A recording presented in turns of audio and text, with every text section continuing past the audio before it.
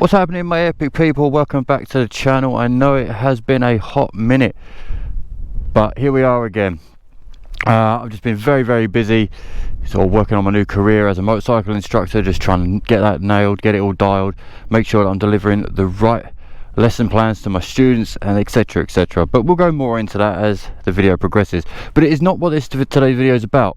What today's video is about is actually my new motorcycle. Yet again, I've traded in my bike, more so because of becoming an instructor. I figured out that the Kawasaki Ninja 1000 SX was a great bike, don't get me wrong, really good. I could have easily made it last and work, it's not a problem with it, but more for that upright comfort, leaning on my wrist a little bit, not a lot but a little bit. And I thought, if this goes on for too long, eventually, you know, my wrist's going to start to get quite worn. I'm not as strong as I once was, so I don't want to knacker my body out any more than it is. But we'll go into that as I start showing you around the bike.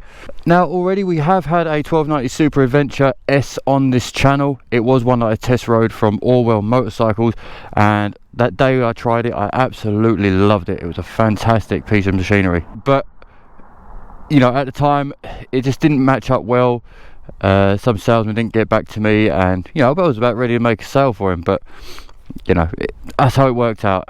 And in the end, I ended up trying a few other bikes in between and sort of got put off this idea. But the opportunity came up, I found the right one, and it just kept staring at me in the face, as I'm sure you can see why. I don't even know if the camera does it justice, but in person these bikes are absolutely phenomenal to look at. Mind you, saying that, they are a little bit of a love and hate depending on what you see.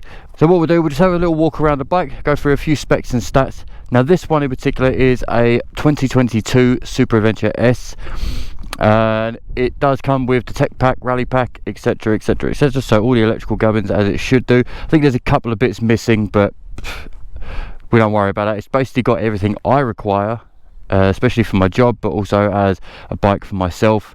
So a little bit of everything, you know, a bit of a Swiss Army knife.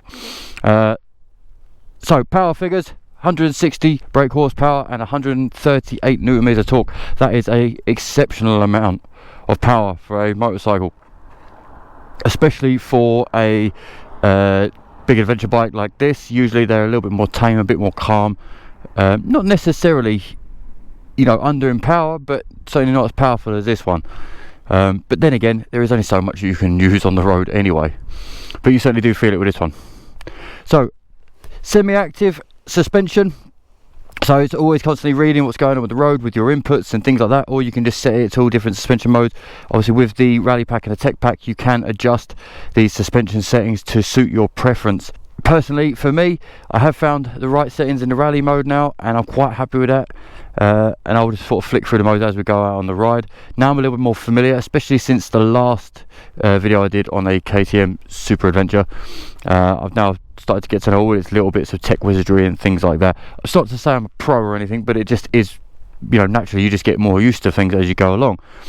What did this bike come with then as optional extras? It did come with the taller screen, the touring screen, with the additional screen spoiler, which actually really does help, and you'll hear that as we're riding out and about. On some bikes without the screen, obviously the wind noise can get quite loud, so sometimes it even drowns out my voice. I've got to do a little bit of tech wizardry behind the scenes, but hopefully today that won't be the case.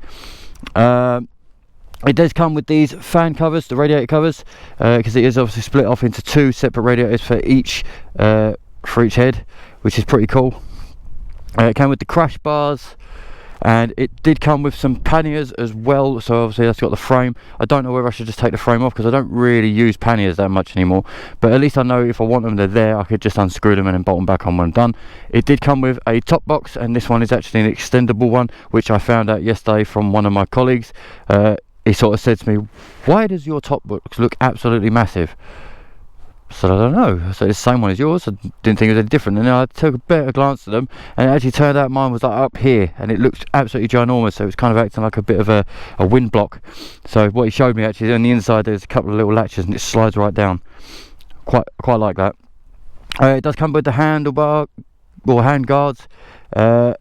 They're okay, they seem to do the trick. I don't know if I like the garish orange, but obviously it suits the bike, so it is what it is. My colleague actually has a black set, which I might see if he wants to do a little swap. These also come with the bar risers. I don't know if I actually get good use out of them, because I'm not really that tall. So what I might even do is take the bar risers out and then have it a little bit lower and then tweak it to my own sort of personal preference. What else does it come with? No, I believe that is it for any sort of extras and things. It's mostly the electronics, the tech pack and things like that I was really interested in. It does come with the heated grips as well, which is definitely an essential. Unfortunately, it didn't come with a heated seat, but you know, do you really need a heated seat anyway? I'd like one. Now, you know, I'm going to be working all year round in it, but you know, I'm just being picky really. But other than that, there's not really much more else to show you as I walk around the bike. It is just what it is. Obviously this one does come with the radar cruise control as well. I have used it, it's pretty cool. The more I use it, the more I get familiar with it, the more it actually starts to make a bit more sense. So, you know, we'll love it or hate it, it can come in handy, especially for those sort of long stints. But yeah, anyway, let's get on the road and we'll have a little chat about while I'm riding, what I think about it, why I got it mostly, and yeah. Oh, emergency stash Haribo for when I'm on my trips out at work, keeping my spirits lifted. Right guys, catch you on the road. Oh, that does sound good. Come around the back to see if we can get a better sound clip from that. Definitely find a top box more handy than side panniers, that's for sure.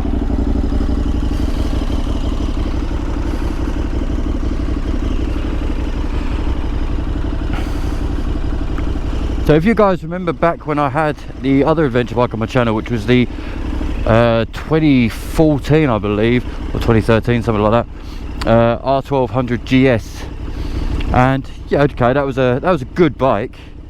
Not particularly exciting. I definitely got quite bored of that one. I'm hoping in the long run this bike isn't as boring, which I don't know if anybody's ever ridden one. I think you'll know. I don't think it is. Right, let me get this phone out of the way. Actually, I can see that being a bit of a eyesore in front of that screen. Right, first things first, really, while I'm here, how is it with its slow speed controlling? Well, it's certainly more easier to turn around than say my old GS was. That thing felt quite cumbersome. Pretty good. Obviously it does have its certain off-road capabilities, being that it is by KTM. So first thing first, let's start off with the screen and all the tech wizardry and things like that. Obviously when you first start on the bike, it will give you all the information you need there on the bike info screen. If it's all in green, that means it's running nice and healthy and how it should be. Also, you know, if you've given the bike enough time to heat up, I'm going to guess and say that's also the fuel tank there, but it's also got tyre pressure sensors, battery as well, so if your battery's getting a little bit low, it'll give you that information there as well. Now obviously this bike being a bit heavier than the Ninja and a bit taller, just got to take a little bit more care. So if I haven't seen anything by now, I'm pretty sure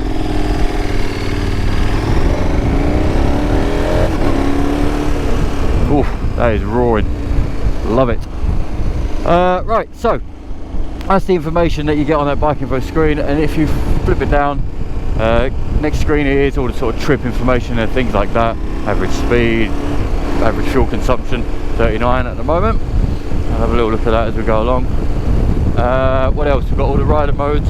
So at the moment I'm currently in rider mode rally, which is where I've set things to my own preference, like throttle response and ABS for road.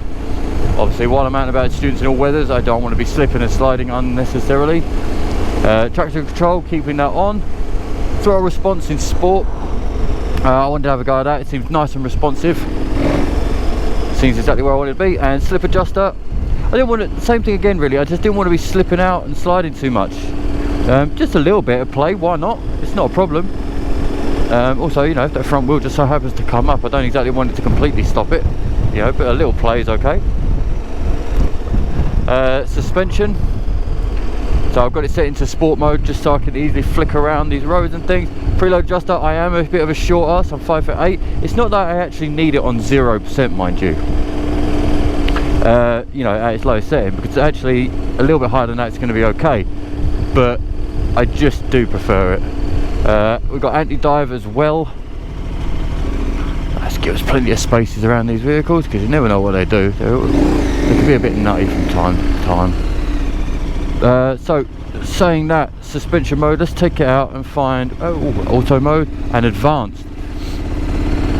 So advanced is where you're going to start to see all the little tech wizardry that goes on with the suspension. So obviously you've got the anti-dive that you saw on earlier, but you've also got more control over the forks, like fork dive, compression, damping, that sort of thing. Also the rear shock. I'm going to stick it in auto because I haven't done that yet, and we're just going to see how that gets on. Then you've also got your cruise control. Do you want it to be active cruise controls like the radar one, or just ordinary cruise control where you set it? I'll try to see if I can show you some more of that active cruise control on the way to where we're going. This is your heating section, so if you get heated grips and your heated seat, that's where the setting will be to turn them on. Then there's the audio. If you're into the specials, I'm sure we'll get along just fine. But also you've got your Bluetooth setting there and things like that. But more sort of linked to that is you can set any one of those screens or modes to, you've got C1 and C2 button up here. So if I was to flick that back, that would actually give me my sort of heated grips, and if I flick it forward it's going to give me the all my audio settings, like my music and stuff. So that's pretty cool. I really like that. You know, you don't want to be going through menus the whole time when you're out riding about and distracting yourself. Yes, so that's the main sort of thing about the controls. And obviously if you go back, then you have all this screen as well, but also depending on what mode you stick it in, and depending on what sort of screen you get as well. So if we go into rider modes and then stick it into street, close throttle, there you go, now it's in street mode. Come back and it gives you a whole new sort of layout, which you know, gives you a bit more of a what you would actually need for street riding, really. You know, the battery and temp and things like that. I think it looks pretty smart personally. Right, let's have a look at the sport mode. I haven't actually seen if the screen changes for that or if it's only just between rally and street. So that's in sport. Close that throttle, back on again, come back. Okay, it doesn't seem to be any difference. So I think it is just a difference between that and rally.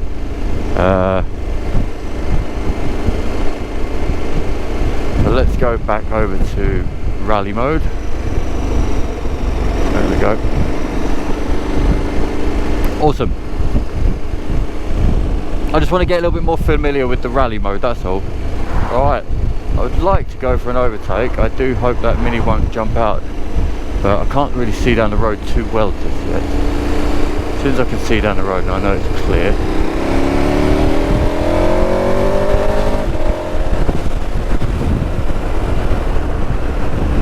As you can see, plenty of oomph. You know, no matter what gear you're in, it's always got it too. You know, and it doesn't sort of complain or you're doing it. But then saying that, if you, that auto suspension has definitely got a bit more bounce to it. Clearly, I'm not riding hard enough for it to stiffen up into sport mode. It might just do in a mo. Anyway, sorry, as I was saying, the power is always there in any gear, but then in the same breath I would also say don't be too lazy with your gears. You know, it wants you to use it. Woo!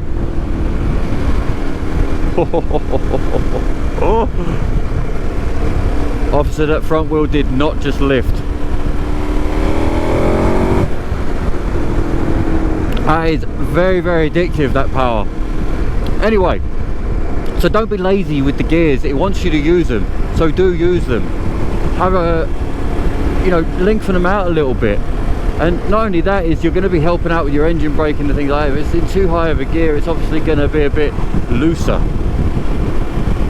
So use the gears. Obviously, brakes are for slowing, gears are for going, right? Not the other way around. So but in the same breath do use up each gear, so that even if you do need to come to a stop or slow it all down, you're in the correct gear to do so as well. So that's how this bike wants to be treated. You have to really, you can't be lazy with it, you just got to push it.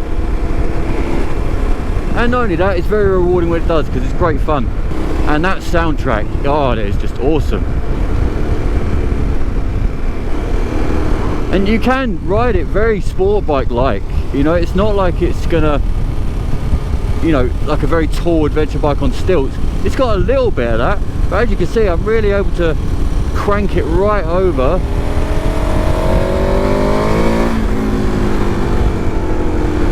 And it feels, you know, like it really does want to lean, rather than sort of adventure bikes where you sort of like teeter-tottering over and over like that.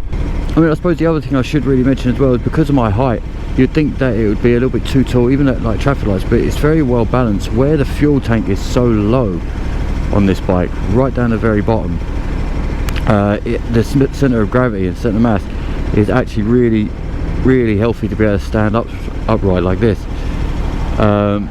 Much like the GS in fact.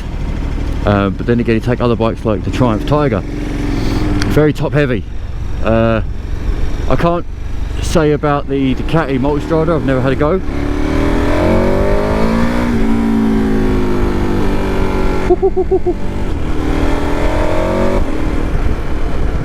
So with that all in mind, the weight isn't really an issue. I believe it's about 240 kilos or 250, 260, somewhere around about a mark. What I will pop it up on the screen anyway, but failing that, if you're after the true specs and stats, just go on to like MCN, you know, or Bennett's Bike Social, any places like that, and you will find all the information that you need. I am not by any means a journalist or part of any of these motorcycle brands. I merely teach people how to ride motorcycles, and I try my best to geek out a bit, just because out of pure interest more than anything. Okay, let's have a quick crack at that. No ACC function available, change to CCM. Okay, I wonder why that would be. Oh, it's because I'm in rally mode. Right, hang on. So let's get out of this. I was sitting there thinking, oh no, KTM and their electrical reliability thing. I was like, oh, here's me trying to big it all up. Right, so let's go to street mode, close the throttle, back, and then there we go. So no issues there at all. Right, let's get up to 70, up to speed, and then that should slow me right down and hold me.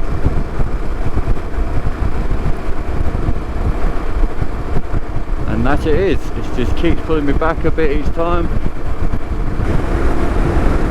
Okay, so happy with that. Speed, set it, move over. There we go. So now I've set the distance to long. I want to see how much of a difference that makes.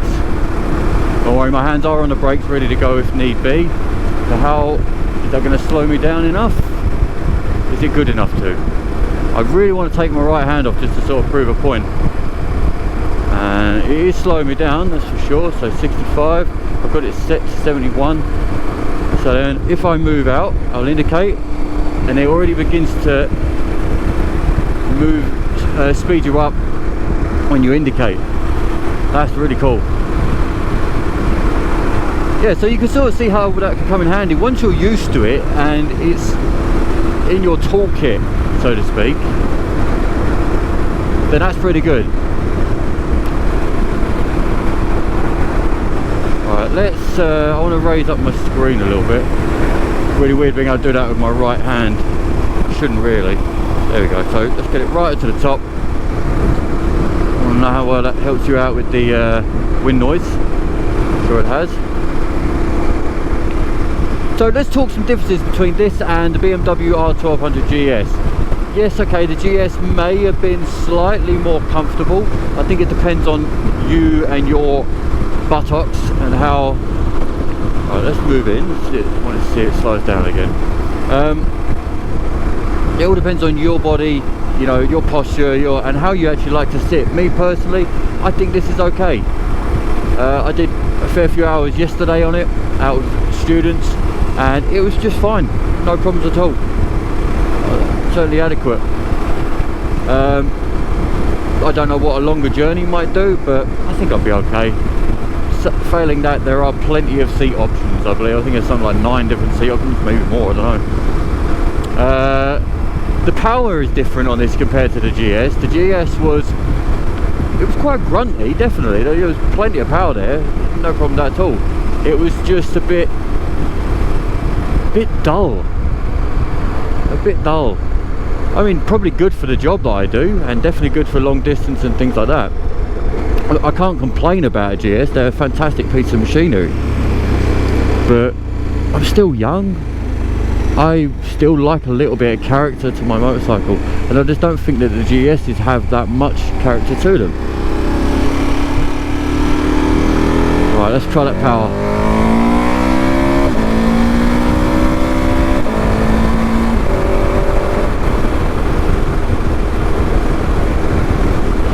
That is awesome.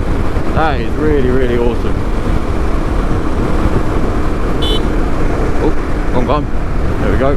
So, back with the cruise control again, and instantly on the radar, it's slowing me down nicely. Happy days. Yeah, so I like that. I absolutely love this TFT screen. Oh my god. Yeah, this thing is stunning. This is why probably one of the main reasons I bought this, because of obviously all the technology itself, but that TFT screen, I think 7-inch or 7.5 inch, it is stunning to look at. Things like that will definitely help you, will keep you from being bored of your bike. Yeah, the brakes, yes, even though they are Brembo, they're not the strongest. I've never had to use them yet in a real emergency, so can't really answer how they do then. I'm pretty sure they'll do just fine. They are Brembo after all, and I think as long as you are being sharp anyway, you can avoid emergencies. We don't call them emergencies, we call it coming to a stop to avoid an accident. So what you can do in the meantime to avoid accidents, well, come to one of my CBTs and you'll find out. I believe this screen's actually taller than the one I had on the GS, but I'm going to go back and actually have a look at some videos. But I believe this one is, and I think it does a pretty good job. But then again, the GS didn't actually do a bad job of wind deflection and things like that either, so you know, I'm really nitpicking. I can't see myself kicking the engine on this one like we do on the GS. I used to shin it every now and then, not often, but I did. But you still have a bit of a engine cage there, so you can sort of lean your foot up against if you want to stretch your legs out, and obviously being an adventure bike, you can stand up and whatnot as well. More for comfort wise, a GS was more comfortable, like on the handlebars and ergos and things, but that's only because I set it up to my liking. I've still got to do that to this, so I will report back in due time with this. I've got to bring the handlebars a little bit closer. I think I want them a bit more lower down, just so I feel like I'm a bit more level rather than sort of reaching up.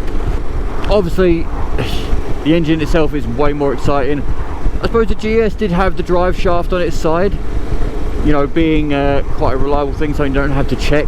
But then again, if you've been around bikes your whole life, you're quite familiar with chains anyway, and a drive shaft to me, after having worked at BMW and having to see the amount of drive shafts on the GS that got changed, it was a huge number. Yeah, I don't know if I really fully have full faith in a drive shaft. They can still brake like anything else, but the difference is if a drive shaft jams, that's a lot of heavy, thick metal that jammed up. Whereas on a chain, most likely, 9 times out of 10, the chain itself breaks off and trails backwards like a snake on the floor. So it doesn't really scare me that much. Whereas a drive shaft, for some reason, always in the back of my mind, I know people are going to tell me I'm nuts, but in the back of my mind, it does actually make me a bit more nervous.